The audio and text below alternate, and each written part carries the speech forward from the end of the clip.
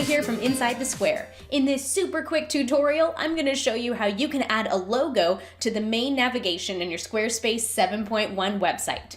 So here we are in my demo site. What we're going to do is edit a page. You can do this on literally any page on your site and it will affect the header across your entire website. So I'm going to select Edit on the top left-hand side.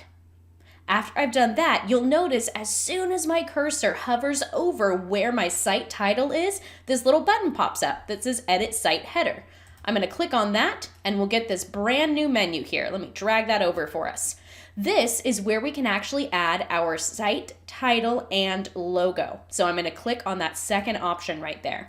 Now you'll notice I can type in a site title right here and that will update what's displayed on my site. But underneath it, I can either click on this arrow here to open up a folder on my computer, or I can literally just drag and drop my file right there. As soon as my cursor changes to copy, that lets me know I'm putting it in the right spot. Squarespace will load that logo for me. And as soon as it's done thinking, now I have the option to change the height. Now you'll notice we've got two options here. Logo height changes the height of your desktop website, and then mobile logo max height, guess what? Changes your mobile site.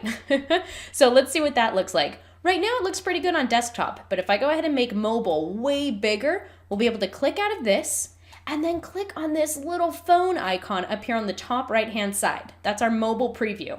And now I can see, whoa there, that's way too big for mobile. So let's go back. We're gonna edit that site header, pulling this menu over for us to see it. We're gonna click this second option right here, and let's go ahead and bring that back down. Probably closer to desktop will be just fine. Alrighty, now that we're done with that, let's take one more look. There we go, that looks much better to me.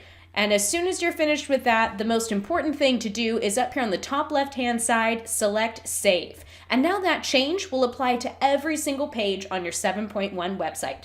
So this was a super quick tutorial. I have quite a few of these planned to help you get started with Squarespace 7.1. Be sure to check out the playlist that I have here on YouTube and a few of the links in the description below for some more videos to learn how to do cool things with your Squarespace 7.1 website.